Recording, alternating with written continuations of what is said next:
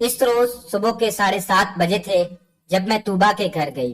سامنے ہی ایک نوجوان کرسی پر بیٹھا اخبار پڑھ رہا تھا۔ اسے پہلی بار طوبا کے گھر دیکھا تھا۔ آنٹی کچن سے نکلی، ان کے ہاتھ میں ٹرے تھی۔ وہ اس مہمان کے لیے ناشتہ لا رہی تھی۔ مجھ پر نظر پڑی تو کہا، شانو بیٹی اندر چلی جاؤ، طوبا تیار ہو رہی ہے۔ میں کمرے میں گئی تو ابھی تک وہ تیار نہیں ہوئی تھی۔ میں نے کہا، جلدی کرو، کالج سے دیر ہو رہی ہے۔ اس نے جلدی سے کنگا بالوں میں پھیرا اور بال باندھ لیے۔ ہم روز ساتھ کالج جاتی تھی، مگر آج وہ تمام راستے خاموش رہی۔ ایک دو بار میں نے بات کرنے کی کوشش کی، اس نے ہاں میں جواب دیا، جیسے گہری سوچ میں گم ہو۔ واپسی پر اس نے خود ہی بتایا کہ کل شام گاؤں سے ان کا کزن آیا ہے، وہ مجھے دیکھنے آیا ہے۔ کا کیا مطلب؟ ابو کا خیال ہے ہماری شادی کرنے کا۔ یہ تو بہت خوشی کی بات ہے۔ کیسا ہے وہ؟ اس نے ذرا شرما کر پوچھا۔ مجھے تو اچھا لگا، تمہاری خوش قسمتی ہے جو تم کو اپنے گھر کا لڑکا مل رہا ہے، وہ بھی اتنا خوش شکل اور خوش لباس۔ اب امی ابو میری مرضی پوچھیں گے تو تم ضرور ہاں کر دینا۔ سوچتی ہوں اگر مجھے گاؤں راس نہ آیا، میں ساری زندگی شہر میں رہی ہوں، اب گاؤں میں کیسے رہ پاؤں گی؟ دونوں میں محبت ہوگی تو کیا شہر کیا گاؤں، تم جہاں رہو گی ہر جگہ تم کو اچھی لگے گی۔ میں نے اسے وضاحت کی۔ 2 دن گزرے تو میں نے محسوس کیا کہ طوبا کچھ ڈسٹرب ہے، تو میں نے اس سے پوچھا، کیا بات ہے؟ مجھ سے کچھ مت چھپانا۔ تو اس نے کہا کہ جب میں پیدا ہوئی، تایا تائی نے اپنے بیٹے کے لیے مجھے مانگ لیا تھا۔ یہ بزرگوں کے فیصلے تھے اور مجھے ان کا علم نہیں تھا، مگر ہمارے والدین کے دلوں میں برسوں سے یہ بات تھی جو مجھ پر اب ظاہر ہوئی۔ کیا تم اس کو پسند نہیں کرتی؟ میں نے اس سے پوچھا۔ اس نے کہا کہ یہ بات نہیں، وہ مجھے بہت پسند ہے، لیکن اس کی عادت و طبیعت کے بارے میں نہیں جانتی۔ اچھا یہ بتاؤ، تمہارا کزن کتنے دن تمہارے گھر رہے گا؟ 1 ماہ تو قیام کرے گا، غالباً وہ بھی تمہاری عادات و اطوار دیکھنا چاہتا ہے۔ اچھا ہے، کچھ دنوں میں تم اس کو جان جاؤ گی۔ یہ بات نہیں، اصل میں بات یہ ہے کہ میں محبت اور عملی زندگی کے سکھ اور خوشیوں کو الگ الگ سمجھتی ہوں۔ اگر محبت ہو اور دولت نہ ہو تو محبت اور خوشیوں کے گلاب خود بخود سوکھ کر کانٹا ہو جاتے ہیں اور پھر ساری زندگی چپتے رہتے ہیں۔ لیکن تمہارا کزن تو غریب نہیں، غریب تو نہیں مگر ہمارے جیسے متوسط طبقے کے لوگ ہیں۔ گاؤں میں جو تھوڑی بہت چزمین اور مکان ہے وہ بھی تایا ابو اور ابو کی مشترکہ ملکیت ہے۔ ان کے پاس نہ بینک بیلنس ہے، نہ کوٹھی، نہ بنگلہ، نوکر چاکر کچھ بھی نہیں۔ عامر گریجویٹ ضرور ہے مگر کسی اعلیٰ عہدے پر نہیں۔ میں اپنے بچپن کی دوست کے منہ سے یہ باتیں سن کر حیران رہ گئی۔ سچ بتاؤ طوبا، تمہیں یہ باتیں کس نے سمجھائی ہیں؟ پہلے دن تو عامر تم کو بہت اچھا لگا اور تم اس کے آنے پر خوش بھی تھی، لیکن اس کے بعد تم کشمکش کا شکار ہو۔ اگر کسی دولت مند سے شادی کرو گی تو کیا تم سکھی رہو گی؟ مجھ کو نہ جانے طوبا کی یہ باتیں اچھی نہ لگی۔ میرا ووٹ عامر کے حق میں تھا۔ بہرحال 1 ماہ بعد وہ اپنے گاؤں چلا گیا۔ اس دن میری دوست اداس تھی، جس سے مجھے اندازہ ہوا کہ وہ عامر کو پسند کرتی ہے، مگر اس کی سوچوں کو چھوٹی چچی نے پھٹکا دیا، جو قریب گھر ہونے کی وجہ سے اکثر ان کے گھر آیا کرتی تھی۔ گاؤں جا کر عامر نے اپنی ماں سے کہا کہ مجھے طوبا اچھی لگی ہے، اب آپ بے شک میری شادی کی تاریخ طے کر دیں، مجھ کو کوئی اعتراض نہیں۔ طوبا کی تائی شہر آئی اور اس کی امی سے شادی کی تاریخ طے کرنا چاہی، لیکن ہمیشہ خوش آمدید کرنے والی دیورانی اس بار چپ چپ لگی اور اس نے مزید سوچنے کا وقت مانگ لیا۔ عامر کی والدہ حیرت زدہ ہو گئی کہ کل یہی اصرار کر رہی تھی کہ بیٹی کی جلد شادی کرنے میں بھلائی ہے اور آج ٹال مٹول کر رہی ہیں۔ گاؤں جا کر بیٹے کو بتایا، خدا جانے کیا معاملہ ہے کہ تمہاری چچی گو مگو ہے۔ کچھ دنوں کے بعد عامر کی والدہ دوبارہ آئیں تو طوبا کی ماں بولی کہ آپ کے دیور اور میں تو دل سے راضی ہیں، مگر لڑکی کی رضامندی بھی ضروری ہے۔ کیوں؟ کیا طوبا منع کر رہی ہے؟ تم خود اس سے پوچھ لو، مجھے تو وہ صحیح جواب نہیں دے رہی۔ تائی نے طوبا سے پوچھا تو وہ بولی، تائی میں MA کرنے تک شادی نہیں کرنا چاہتی۔ بیٹا تم کو جتنا آگے پڑھنا چاہو ہم تمہیں نہیں روکیں گے، لیکن میں تمہاری رضامندی چاہتی ہوں۔ اچھا میں آپ کو کل بتاؤں گی، اور طوبا نے اس بات کو ٹال دیا۔ کالج میں آ کر اس نے تمام احوال مجھے بتایا۔ شانو مجھے کچھ سمجھ نہیں آ رہا، میں کیا فیصلہ کروں، کیا جواب دوں ان کو؟ سوچو مت، اور فوراً ہاں کر دو۔ میں نے اس کو مشورہ دیا۔ اگلے دن وہ مجھے ملی تو میں نے اس سے پوچھا، بتاؤ تم نے کیا جواب دیا؟ تو اس نے کہا کہ میں ہاں کرنا چاہتی تھی، مگر چھوٹی چچی مجھے اپنے ساتھ گھر لے گئی اور میرا کافی دماغ کھایا کہ ہرگز ہاں مت کرنا، سوچنے کے لیے وقت لے لو، ایک اور بہت اچھا رشتہ ہے میرے پاس، وہ بہت دولت مند لوگ ہیں اور لڑکا بھی خوبصورت ہے، اسے بھی دیکھ لو، پھر جو تمہارا دل کرے وہ فیصلہ کرنا۔ غرض طوبا کی تائی واپس چلی گئی کیونکہ اس کو چچی نے ہاں نہیں کرنے دی۔ اس نے طوبا کی ماں سے بھی کہا کہ بچیاں نہ سمجھ ہوتی ہیں، آپ معاملہ لڑکی پر مت چھوڑیے۔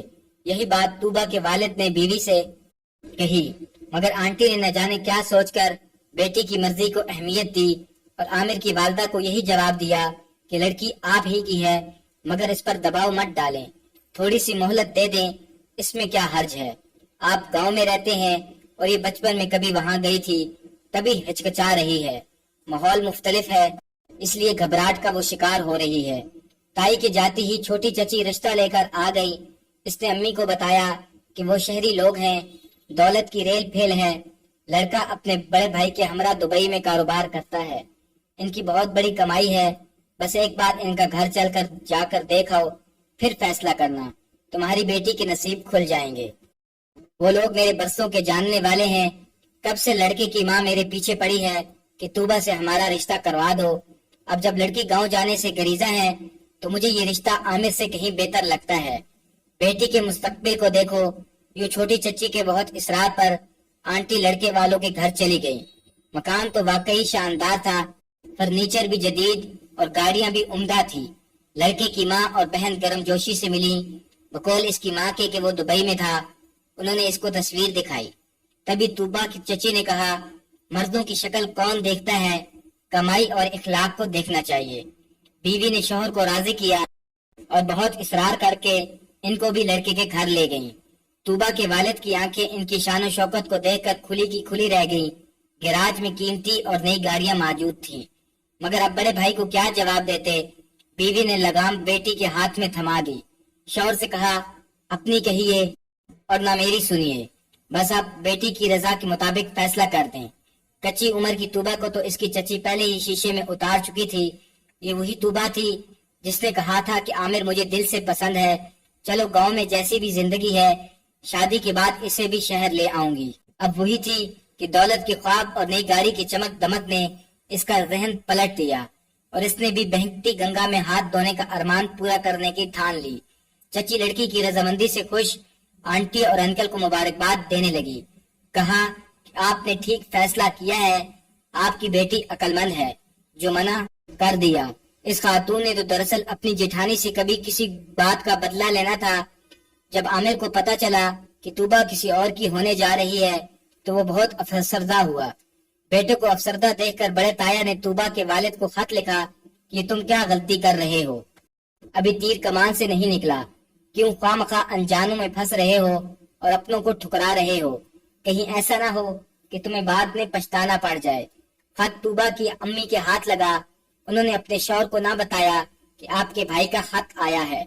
انہوں نے بیٹی کی شادی کی تاریخ رکھ دی اور رخصتی کی تیاریاں شروع کر دی۔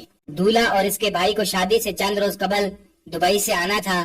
پڑوس والوں نے کہہ دیا کہ ہاں ٹھیک لوگ ہیں، کسی کے لینے دینے میں نہیں، بس اپنے بزنس میں مگن ہیں، نہ کوئی تکلیف اور نہ شکایت۔ ان کی باتوں سے بھی طوبا کے والد مطمئن ہو گئے کہ پڑوسیوں کی راہ اہمیت رکھتی ہے۔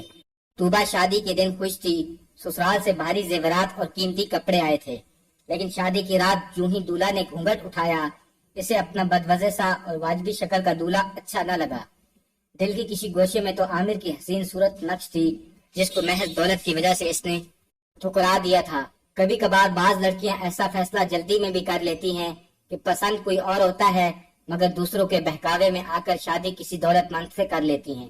شادی کے فوراً بعد اس کا دولہا واپس دبئی چلا گیا اور وہ سسرال میں اکیلے دن بتانے پر مجبور ہو گئی۔ اس کے بعد اصل حالات کھلے کہ یہ لوگ ظاہری ٹپ ٹاپ پر خرچ کرنے والے اور اصل میں بہت کنجوس تھے، اچھا کھاتے تھے اور نہ ہی خوشیوں پر کچھ خرچ کرنے کے کاہل تھے۔ دولت کو جمع کرنا ان کا نصب العین تھا۔ ساس نے چند دن بعد طوبا سے تمام زیور لے کر لاکر میں رکھ دیے کہ بیٹی، گھر میں چوری چکاری کا خطرہ رہتا ہے، جب کہیں جانا ہوگا تقریبات کے وقت نکال لیا کریں گے اور بعد میں رکھ دیں گے۔ جو کھانا یہاں بنایا جاتا اس سے اچھی خوراک تو طوبا کو اپنے گھر میں میسر تھی، یہاں تک کہ گوشت پلاؤ وغیرہ تو کبھی کبھار کبھی کسی خاص موقع پر پکایا جاتا تھا، ورنہ آلو دال یا پھر چٹنی اچار سے کام چلاتا۔ طوبا اس قدر کفایت شعاری کی عادت نہ تھی، جبکہ اللہ نے اتنا بہت دیا تھا تو ایک ملازمہ رکھنے میں کیا حرج تھا، مگر ساس نے باریاں لگا دی کہ ایک روز اس کی لڑکیاں کام کرے گی اور ایک دن دلہن کام کرے گی۔ ہاں، ڈرائیور، مالی، سودا سلف لانے والا ملازم جو گھر کے کچھ اور کام بھی کر دیتا تھا، ان کو رکھا ہوا تھا۔ چوکیدار بھی موجود تھا، لیکن طوبا کو ملازمہ کی سہولت نہ دی گئی۔ طوبا کہتی کہ جو لوگ خود اچھا نہ کھاتے ہوں وہ بہو کو کیا کھلائیں گے۔ وہ سوکھ کر کانٹا ہو گئی، اس کی رنگت کالی پڑنے لگی۔ وہ اس کو جیب خرچ کے لیے پھوٹی کوڑی تک نہ دیتے، نہ ہی کپڑے اس کی پسند کے بنتے تھے، اور نہ کھانا ڈھنگ کا پکتا تھا۔ اب طوبا کو پتا چلا کہ محبت کیا چیز ہوتی ہے۔ تایا تائی کی محبت ٹھکرا کر خود کو وہ اپنے آپ کو خالی دامن محسوس کرتی تھی۔ وہ اپنے خاندان کے افراد آتے جو روز فروٹ اور دوسری پسند کی چیزیں تھیلے بھر بھر کر لاتے تھے، تو جب آتی تو مجھ سے گلے لگ کر رونے لگتی۔ شوہر کا تو پتہ نہیں، لیکن روپیہ بے شمار آتا ہے، جس سے اس کے گھر والے پلاٹ خریدتے جاتے ہیں۔